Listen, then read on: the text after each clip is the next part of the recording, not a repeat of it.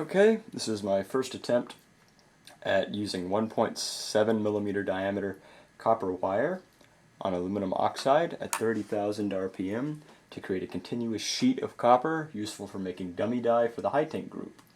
I'm performing this surfacing operation at 15 millimeters per minute of surface feed rate, and I'm keeping a total ratio between X and Z motion of exactly 80. That's the X distance I'm traveling to the Z distance I'm traveling, a ratio of 80. So X distance divided by Z distance gives us 80.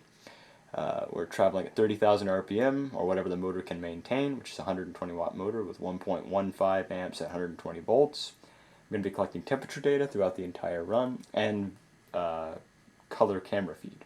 So without further ado, I'm going to go ahead and fire up the motor and start the deposition.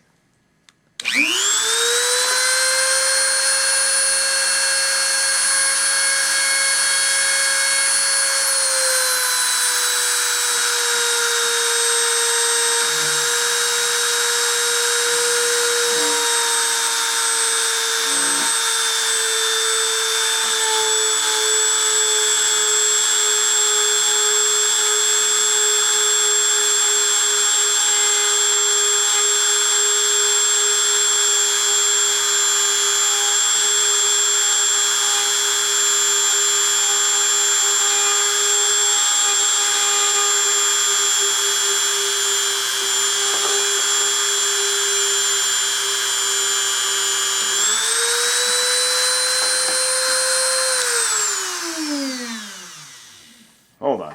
Something's weird here.